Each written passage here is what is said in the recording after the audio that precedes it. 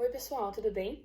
Meu nome é Giovana, eu faço História na Universidade Estadual de Campinas, eu estou no primeiro período e eu vou dividir a frente de História do Brasil com o Ed. Então eu vou dar continuidade à matéria que ele terminou e a minha primeira aula vai ser de Primeiro Reinado. O Primeiro Reinado ele não é nada difícil, ele não é extenso também, e então a gente consegue matar ele em 2 aulas. Bom, o Primeiro Reinado começa em 1822, com a independência do Brasil, e termina em 1831, com o início do período regencial. Ok? 1822, 1831. O primeiro fato importante desse período acontece já um ano após o seu início, que é a Assembleia Constituinte de 1823, ou, como a maioria deve conhecer, Constituição da Mandioca. O que essa Constituição da Mandioca ela tem de tão importante? Bom, primeira coisa, ela foi dissolvida por Dom Pedro I. Por que ela foi dissolvida por Dom Pedro I? Porque ela tinha dois preceitos principais. Primeiro, instauração dos 3 poderes: legislativo, judiciário e executivo. Então, quando você insere 3 poderes em qualquer tipo de governo, você já limita a possibilidade de um absolutista, de um centralizador assumir o poder, certo? Então, esses 3 poderes seriam como uma Magna Carta que diminuiria os poderes do Dom Pedro I. Bom, além disso, ela é o primeiro projeto de lei, isso é muito interessante, ela é o primeiro projeto de leis, uma tentativa de fazer um projeto de leis no Brasil. E além disso, ela foi feita pela elite rural, certo? Os latifundiários. Então, ela previa, obviamente, o voto censitário, porque quem votaria eram eles. Disso vem até o seu nome, né? Constituição da Mandioca. Esse mandioca era porque a mandioca era uma das bases da economia agroexportadora brasileira, cultivada por esses latifundiários que tentaram fazer uma Constituição. Bom, a gente já sabe que a Constituição foi dissolvida, certo? A Assembleia foi dissolvida na chamada Noite da Agonia, em 23, mas o Brasil não podia ficar sem uma Constituição. Então, o que acontece? Dom Pedro I vai outorgar uma Constituição um ano depois, 1824. Bom, essa Constituição já pende mais para o lado dele, já atende os seus interesses. Então, vamos lá. Constituição de 1824, a primeira Constituição brasileira. Essa Constituição ela vai ficar em vigor até 1891, quando a República coloca uma nova Constituição, certo? Então tá, quais eram os preceitos? Primeiro preceito da Constituição de 24, monarquia constitucional. Até aí nenhum problema, a gente teria uma monarquia com uma Constituição, ok. Segundo preceito, 4 poderes. Isso é muito importante. Então, o que você tem que lembrar no primeiro reinado? Poder moderador. Segundo reinado, poder moderador. Por quê? Porque o poder moderador, que é o 4º poder, ele tecnicamente passaria por cima de todos os outros 3 poderes. Então, a gente teria o legislativo, o judiciário e o executivo e o poder moderador. O poder moderador poderia, por exemplo, vetar leis, certo? Criadas pelos outros poderes. Poderia impor uma lei que os outros poderes não aprovaram, nem sequer chegaram a ver. E ele poderia fechar o Congresso. Então, Dom Pedro I, que é o representante do poder moderador, poderia fechar o Congresso. Ou seja, é um absolutismo disfarçado, é uma centralização do poder.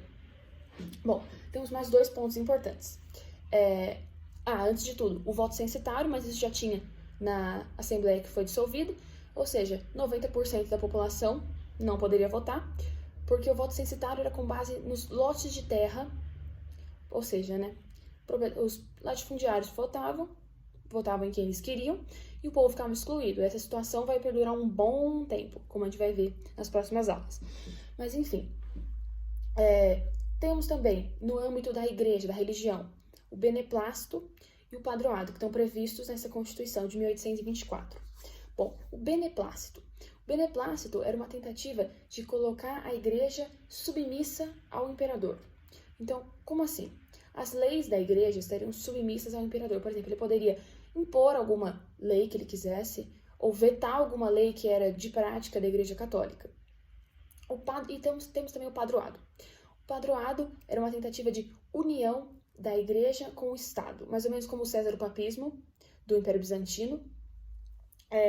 Então, mas essa união era uma união um pouco estranha, porque era uma união que pendia mais para o lado do Dom Pedro I. Como assim? Ele poderia, por exemplo, nomear os membros do clero. Então, era uma interferência direta na Igreja Católica, na hierarquia religiosa. o que a gente vai ver que não agradou nem um pouco os membros do clero. Bom, a economia do primeiro reinado, basicamente, agroexportação, tabaco, algodão, o início de uma exportação de café, mas que vai se consolidar só no segundo reinado, e a mandioca, que a gente já tinha falado anteriormente. O primeiro reinado, ele é um período curto, certo? E ele vai ter uma série de crises, uma série de problemas ao longo dos anos não pode ser mandato, né? Mas enfim, do governo do Dom Pedro I. Vamos começar com elas. Primeiro ponto, um autoritarismo excessivo.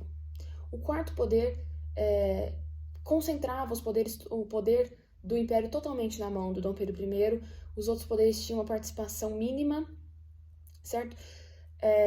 O que já começou, então a gente começa descontentando uma parte do povo, que é a elite rural, que compõe os outros três poderes, os parlamentares. E agora a gente vai descontentar a outra parte da população. Crise econômica. Crise econômica afeta diretamente quem? As classes mais baixas. Então a gente tem uma crise econômica, porque lembra, a economia do primeiro reinado é uma economia agroexportadora. E os produtos que o Brasil estava exportando na época eram os produtos que quase ninguém mais estava exportando, porque eles começaram a cair o preço, certo? Então, ninguém mais baseava a sua economia na produção de algodão, por exemplo, em pleno século XIX. Mas o Brasil, sim. Ou seja, quando o preço dessas commodities, né, pode ser assim, caem, o que acontece com a economia brasileira? Cai junto. Então, só pioramos a situação. Temos uma elite descontente, um povo descontente, e agora a gente vai ter o quê? Uma igreja descontente. Então, a gente vai ter um episódio que é conhecido como Confederação do Equador. O que foi a Confederação do Equador? O nome primeiro vem, né, todos sabemos de a linha do Equador, algumas pessoas não sabem, mas enfim, a linha do Equador. Então, temos os estados do Nordeste, certo? Então, por exemplo, Alagoas, Rio Grande do Norte. Qual era a principal reivindicação? Bom, eles lutavam contra a miséria, contra a exclusão social, que era muito mais do que é hoje, era muito pior, agravou-se pela crise econômica. E, além de tudo, a gente tem que chamar atenção para um fato dessa revolução. Qual é um fato? Ela foi liderada por um frei, o Frei Caneca, certo? Um membro da igreja estava liderando uma revolta. Isso só mostra o descontentamento com o beneplácito e com o padroado. Duas medidas que irritaram profundamente a igreja, porque ela perdeu quase completamente a sua autonomia. Então, ele se junta um povo revoltado, um clero revoltado, na Confederação do Equador. Bom, ela vai ser duramente reprimida pelas tropas do Dom Pedro I, e a gente tem que chamar atenção para um ponto, que é a execução do Frei Caneca. Então, a gente vai ter um padre, um membro da igreja, executado. Bom, mas essa execução de um membro da igreja, ela é só um dos 3 episódios que agravam mais ainda a insatisfação popular com o Império. Quais são os 3 episódios? São a Confederação do Equador, que a gente já comentou, a Noite das Garrafadas e a Guerra da Cisplatina. Bom, a Noite das Garrafadas, a princípio, ela foi planejada como uma festa dos apoiadores de Dom Pedro I, ou seja, o Partido Português, formado majoritariamente por portugueses ou descendentes desses, que apoiavam o atual império e as medidas desse atual império. Era uma recepção para o Dom Pedro I, que voltava de Minas Gerais em direção ao Rio de Janeiro. A festa ocorre no Rio de Janeiro. A festa, né? A gente vai ver que não é bem uma festa. Mas, enfim, os membros do Partido Brasileiro, que eram oposição a esse partido português, que era ou seja, o Partido Brasileiro era a elite agrária, a elite agroexportadora, que, como a gente já viu, já está descontente, já foi desfavorecida com a Constituição, já foi desfavorecida com a crise econômica. Eles acabam sabendo dessa festa no Rio de Janeiro, e quando o Dom Pedro chega para a festa, ele é recebido com garrafas. Então, por isso que é chamado de Noite das Garrafadas. É uma mini-guerra, uma revolta mesmo, que simbolizava o descontentamento da população e da elite com o Império. Então, a gente tem até agora a Confederação do Equador, a Noite das Garrafadas, e falta a Guerra da Cisplatina. A Guerra da Cisplatina, ela não tem a participação direta do povo, não é uma revolta, mas as suas consequências vão agravar ainda mais a situação brasileira social, econômica e política. Como a gente já sabe, Dom João VI anexa a região da Cisplatina, que é ali a região do Uruguai, no seu governo, certo? Antes dele ir embora para Portugal. O que acontece? Essa região é uma região muito uma região estrategicamente favorável. Por quê? Porque ela tem diversas conexões de rios importantes, como, por exemplo, Rio Uruguai, Rio Paraguai, que seriam muito interessantes para o comércio brasileiro. Eram muito interessantes para o comércio brasileiro. Mas o que acontece? A partir de determinado momento, a Inglaterra começa a interferir diretamente nessa região, buscando influenciar os dirigentes da província, que estava submissa ao Brasil, a buscarem a sua própria independência. Por quê? Porque ela queria maiores, como a gente já sabe, a Inglaterra estava se industrializando, tinha se industrializado e agora procurava diversos mercados consumidores para suas mercadorias que ela estava exportando. Então, eles queriam uma região independente do Brasil que pudesse adquirir esses produtos. Então, eles acabam financiando, dando tropas, financiamento, não posso dizer financiamento moral, mas enfim, incentivos morais para que essa região se tornasse independente do Brasil. A Guerra da Cisplatina começa em 1825 e vai até 1828. É uma guerra, então, entre essa região da Cisplatina e o Império Brasileiro. Quando a gente fala guerra, toda vez que tem alguma guerra em qualquer período brasileiro, a gente já pode ter em mente gastos militares. E gastos militares não são poucos, são muitos. Então, a gente já tinha uma crise econômica, já tínhamos pouquíssimos recursos, a população está passando fome, a elite está descontente e o Brasil entra numa guerra. A Guerra da Cisplatina, para piorar ainda mais o quadro, ela vai ser perdida pelo Brasil. O Uruguai vai se tornar independente. A Cisplatina se torna independente. Então, ou seja, a gente já está passando por uma crise econômica, o clero está descontente, a elite está descontente, as exportações caíram e agora a gente perdeu uma das regiões mais importantes do Império. Mas fica pior. Fica pior por quê? Porque vai acontecer uma crise na sucessão do trono português. Dom Pedro I vai ser convocado para Portugal porque o trono português não tem simplesmente nenhum regente, não tem ninguém que fique no trono português. Então ele pensa em uma solução. Vou colocar a minha filha, que vai ficar conhecida como Maria II, no trono português, até que ela vai casar com o meu irmão, Dom Miguel, até que ela possa atingir, quando ela atingir essa maioridade. Qual é a maioridade? A solução encontrada foi: eu abdico o trono em nome de minha filha, Maria, vai ficar conhecida como Maria II, e faço um acordo com o meu irmão Miguel.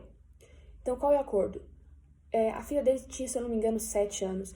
Então, o acordo era, quando ela atingir a maioridade, ela se casa com Dom Miguel e eles regem o trono de Portugal juntos. Qual é o problema?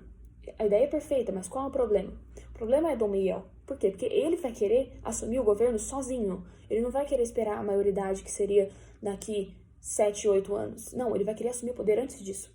E vai encontrar em Portugal pessoas que sejam favoráveis a isso. Em Portugal, a gente tem, a partir desse ponto, uma verdadeira guerra civil, que vai ficar conhecida como guerras liberais, dentro do território português. Então, o que acontece? Não tem outra solução. Ou Dom Pedro I perde o trono português e fica só com o trono brasileiro, porque ele não pode assumir os dois, ou ele vai embora imediatamente e vai conseguir o trono português. E é exatamente isso que ele faz. Então, a gente vai ver, como eu já tinha comentado, que o primeiro reinado acabava em 1831, é exatamente nesse ponto, quando Dom Pedro I é obrigado a partir para Portugal para defender o seu trono, defender a sua filha do seu próprio irmão, Dom Miguel. O Brasil vai ficar sem nenhum regente? Não. Dom Pedro I vai abdicar o trono brasileiro em nome do seu filho, que a gente conhece como Dom Pedro II, mas que na época ainda era menor de idade. Então, em 1831, a gente tem o início do que foi conhecido como período regencial, certo? Temos um regente que comanda ao lado, temos um regente que governa enquanto Dom Pedro II, Dom Pedro de Alcântara ainda, não atinge a sua maioridade. Bom, pessoal, é isso. Eu espero que vocês tenham entendido certinho os diversos processos do primeiro reinado. Se o primeiro reinado já foi um pouco conturbado, a gente pode imaginar como vai ser o período regencial, né? Vai ser extremamente instável, mas a gente vai falar dele na próxima aula. Se ficou alguma dúvida, podem mandar nos comentários do vídeo, podem mandar no meu direct, giovanamauro.c, no Instagram. Fiquem à vontade. Espero que vocês tenham gostado e até a próxima aula.